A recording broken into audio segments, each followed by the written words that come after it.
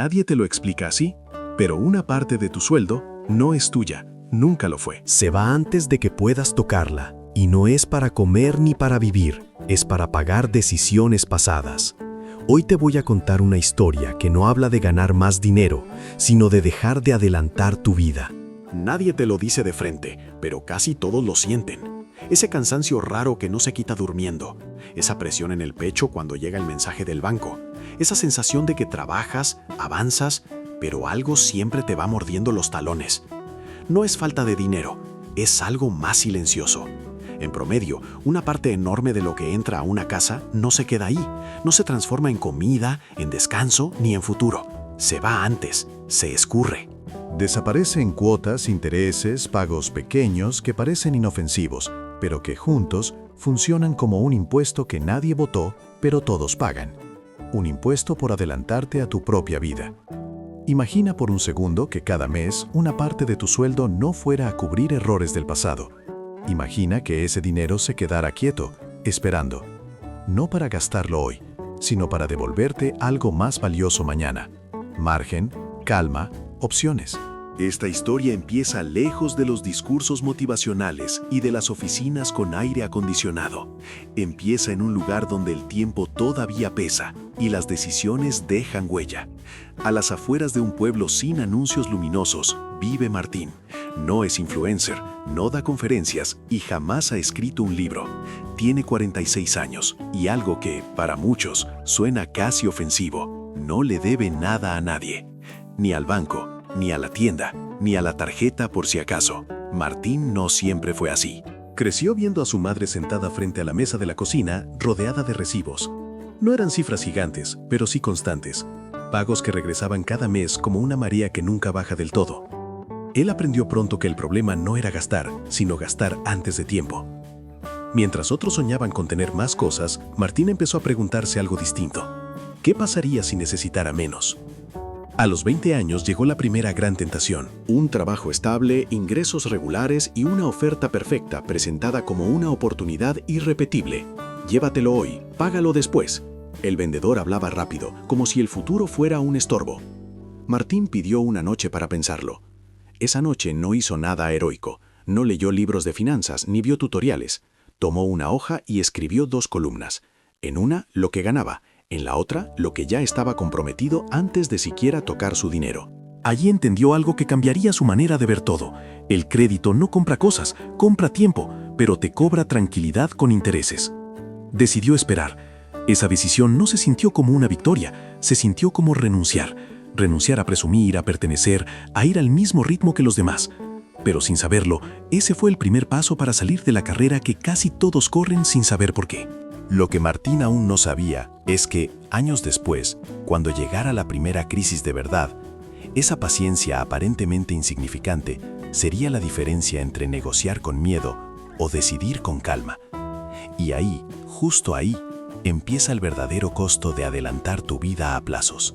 Renunciar casi nunca se siente como libertad, se siente como quedarse atrás. Mientras los demás avanzan rápido, tú dudas. Mientras celebran, tú calculas. Mientras presumen, tú callas. Y en ese silencio es donde muchos se rinden. No porque no entiendan el costo, sino porque pesa más la mirada ajena que la deuda futura.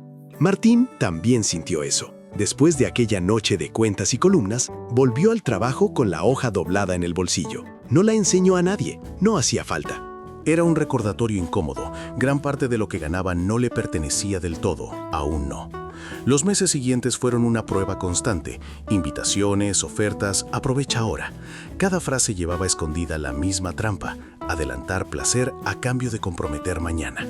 Martín empezó a notar algo inquietante. Las cosas no se compraban solo con dinero, se compraban con atención, con ansiedad y con comparación. Un viernes, uno de sus compañeros llegó con algo nuevo. Lo estacionó frente a todos como si fuera un trofeo. Risas, palmadas en la espalda, preguntas sobre la tasa, el plazo, la mensualidad. Nadie preguntó el total. Nadie lo hace nunca. Martín sonrió, felicitó y volvió a su lugar. Sintió el impulso en el estómago, esa voz que dice, tú también podrías. Y era verdad, podía. El banco estaría encantado. Pero también recordó otra verdad menos seductora. Poder no es lo mismo que convenir. Esa noche volvió a casa caminando. No por falta de dinero, sino por costumbre. Caminar le ordenaba a la cabeza. Pensó en algo que había notado sin querer. Cada persona que debía dinero hablaba del futuro como una amenaza. Cada conversación estaba llena de si no pasa nada, si todo sale bien, si no sube la tasa. El futuro como un riesgo constante. Martín no quería vivir así. No quería que su tranquilidad dependiera de condiciones que no controlaba. Así que hizo algo aún menos popular que decir no. Se organizó. Separó su dinero apenas lo recibía, no cuando sobraba, sino antes de que pudiera desaparecer.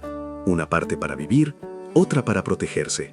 Una tercera, pequeña pero intocable, para crecer. No había glamour en eso, no había aplausos, solo disciplina. Al principio parecía lento, demasiado lento. Mientras otros avanzaban rápido gracias al crédito, Martín sentía que iba a pie mientras todos usaban atajos. Pero también notó algo. Los atajos siempre cobraban peaje más adelante. Pasaron los años y llegó la primera sacudida.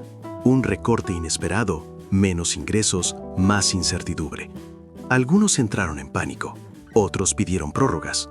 Martín respiró hondo y revisó sus números. No estaba cómodo, pero estaba a salvo. Por primera vez entendió el verdadero valor de su renuncia inicial. No fue a una cosa, fue a la fragilidad. Esa renuncia temprana le había comprado algo invisible pero poderoso, margen de maniobra. Mientras otros reaccionaban, él podía elegir. Mientras algunos suplicaban tiempo, él lo tenía. Y entonces comprendió una lección que casi nadie enseña. No todas las renuncias te quitan algo. Algunas te devuelven el control. El problema es que ese beneficio no se ve de inmediato. Se revela más adelante, justo cuando la vida aprieta. Y la vida, inevitablemente, siempre aprieta. Hay un momento en la vida en el que las teorías dejan de servir. No importa lo que planeaste, lo que prometiste o lo disciplinado que fuiste. Llega un golpe externo, frío, impersonal, y te obliga a mostrar con qué estás parado. A Martín ese momento le llegó sin dramatismo, que es como suelen llegar los más peligrosos. Una semana los números cerraban, a la siguiente no. Menos trabajo, menos ingresos, más silencios incómodos en las conversaciones. Nadie lo anunció como crisis, pero todos la olieron, como se huele la lluvia antes de que caiga. En su entorno, la reacción fue casi automática. Llamadas, mensajes. ¿Sabes si el banco está refinanciando? Dicen que están dando meses de gracia. Es mejor deber un poco que quedarse corto.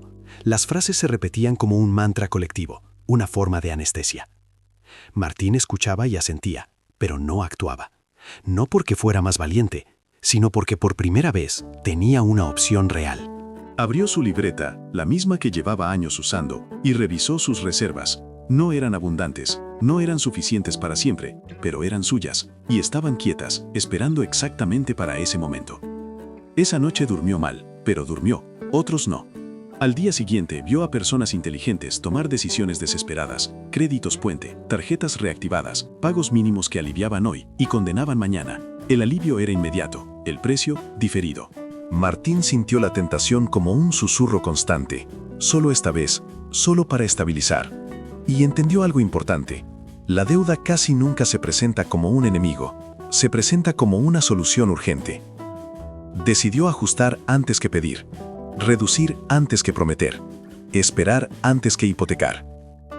Cortó gastos que creía intocables, cambió hábitos, dijo más no que nunca. No fue elegante ni cómodo, fue incómodo y silencioso. Pero cada decisión difícil le devolvía algo que el crédito nunca ofrece: claridad. Mientras tanto, empezó a notar un contraste brutal. Quienes habían usado el dinero del futuro, ahora dependían del futuro para sobrevivir. Cualquier cambio los desestabilizaba. Cualquier retraso los empujaba a otra firma, a otra cuota, a otro compromiso. Martín, en cambio, estaba cansado, pero lúcido. El tiempo, ese juez invisible, empezó a hacer su trabajo. La situación no mejoró rápido, pero se estabilizó. Y cuando el entorno volvió a respirar, algo había cambiado para siempre. Martín ya no tenía miedo a los meses malos. Había aprendido que el verdadero peligro no es ganar poco durante un tiempo, es deber mucho durante mucho tiempo. Ese periodo dejó una marca profunda. no en sus finanzas, sino en su manera de decidir. Entendió que la paciencia no es pasividad, es resistencia activa. Es aguantar cuando todo empuja a reaccionar. Y sobre todo, comprendió una verdad incómoda. El crédito te promete velocidad, pero te roba resiliencia. Te hace rápido, pero frágil. Martín eligió lo contrario. Y sin saberlo, se estaba preparando para una decisión que pondría a prueba todo lo que había construido hasta ese momento. Una decisión que no tendría que ver con sobrevivir, sino con avanzar. Superar una crisis no te convierte automáticamente en libre, solo te da algo peligroso: confianza. Cuando la situación empezó a estabilizarse, muchos alrededor de Martín hicieron lo que siempre se hace después del susto: compensar. Comprar lo que se había postergado, darse el gusto merecido, recuperar el tiempo perdido a cuotas. Martín también sintió ese impulso, lo reconoció de inmediato, no como deseo, sino como revancha. Esa necesidad silenciosa de decirle al mundo: ya pasó, ahora me toca. Pero esta vez no reaccionó igual. Se hizo una pregunta distinta a las de antes. No fue ¿puedo pagarlo? Ni siquiera ¿lo necesito? Fue más incómoda. ¿Esto me acerca a una vida más estable o solo me hace sentir mejor por un rato? La diferencia era sutil, pero decisiva. Martín empezó a notar que no todas las decisiones financieras se sentían igual en el cuerpo. Algunas traían euforia inmediata y un ruido de fondo constante. Otras eran aburridas al inicio, pero dejaban silencio después. Y el silencio, descubrió, era una forma de riqueza. Con el pequeño margen que había construido, apareció la oportunidad de invertir. Nada espectacular, nada que prometiera duplicar dinero en meses. Algo lento, tangible, casi anticlimático. Requería paciencia, atención y trabajo. Exactamente lo contrario a lo que ofrecen los atajos. Eligió eso. Mientras otros hablaban de rendimientos, Martín hablaba de flujo, de estabilidad, de no depender de una sola fuente. No lo hacía por teoría, sino por intuición acumulada. Había vivido lo suficiente como para saber que el mundo cambia sin pedir permiso. El avance fue gradual, no hubo saltos, pero cada paso estaba sostenido por algo sólido. No debía nada para estar ahí. Cada mejora no venía acompañada de una sombra futura. Y entonces ocurrió algo inesperado. Martín empezó a notar que su forma de decidir contagiaba, no con discursos, sino con contraste. Personas que antes se burlaban ahora preguntaban, no cuánto ganas, sino ¿cómo haces para estar tan tranquilo? La respuesta nunca era espectacular, siempre decepcionante para quien buscaba fórmulas rápidas. No adelanto, no prometo lo que no sé si podré cumplir, no compro lo que me obliga a correr más rápido. Algunos asentían, otros se incomodaban. Porque esa lógica pone un espejo incómodo frente a quien vive apurado por sostener compromisos innecesarios. Martín entendió entonces algo profundo. La deuda no solo condiciona tu dinero, condiciona tu carácter. Te vuelve reactivo, impaciente, negociador de excusas. La ausencia de deuda, en cambio, te vuelve selectivo. Avanzar sin deberle al futuro no significa avanzar lento, significa avanzar sin arrastrar peso invisible. Y justo cuando esa claridad empezaba a consolidarse, llegó una nueva prueba. No una crisis de escasez, sino algo más seductor y peligroso.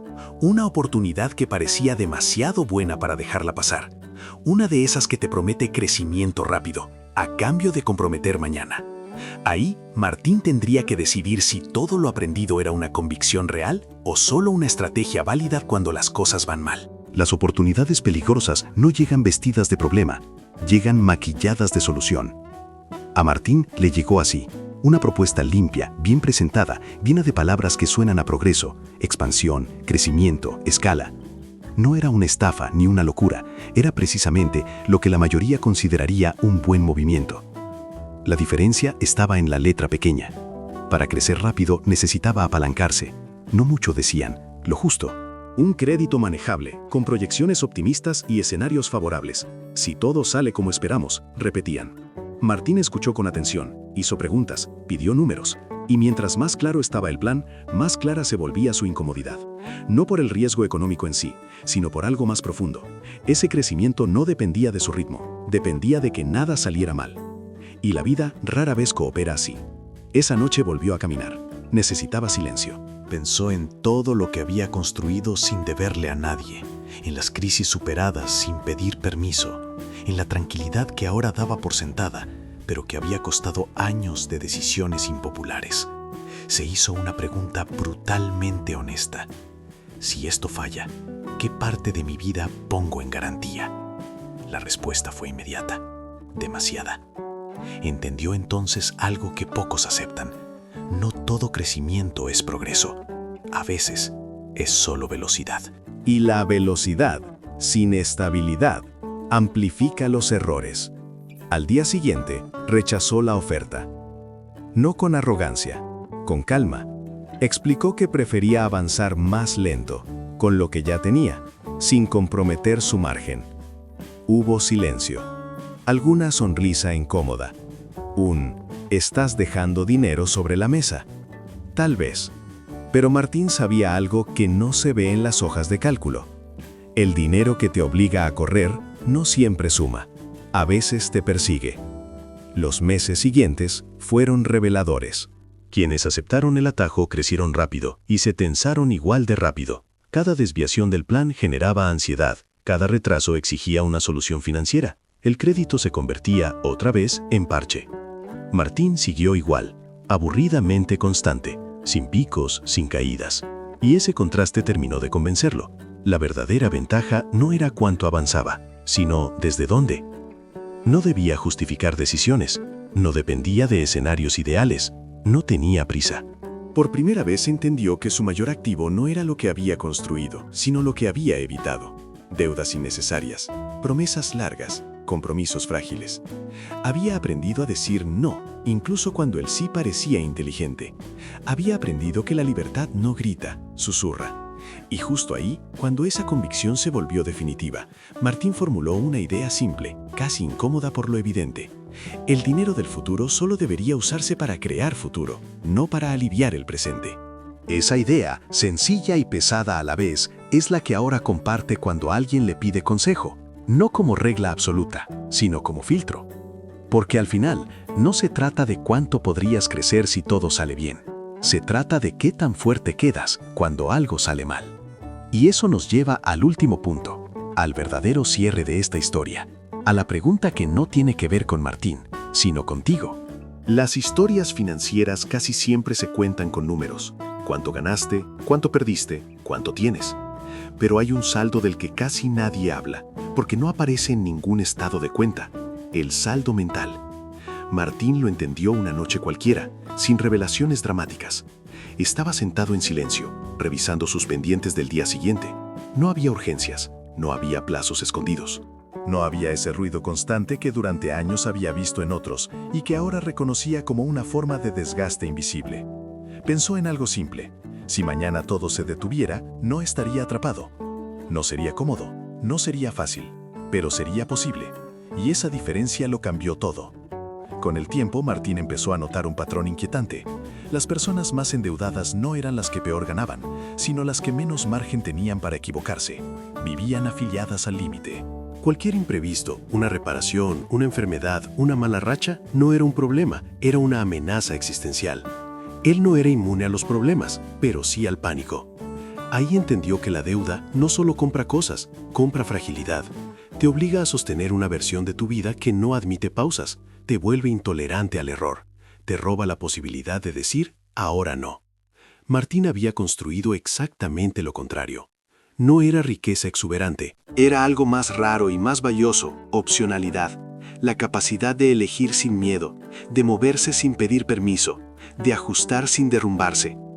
Cuando alguien le preguntaba cómo había llegado ahí, nunca hablaba de sacrificio extremo, hablaba de orden, de paciencia, de entender que no todo lo que deseas merece ser inmediato, que adelantar placer suele salir más caro que esperar. Decía algo que incomodaba. La mayoría de la gente no está cansada de trabajar. Está cansada de sostener decisiones viejas. Y tenía razón. Cada deuda es una conversación pendiente con tu yo del pasado. Cada pago es una explicación que te das por algo que ya no disfrutas igual. Martín había aprendido a evitar esas conversaciones innecesarias.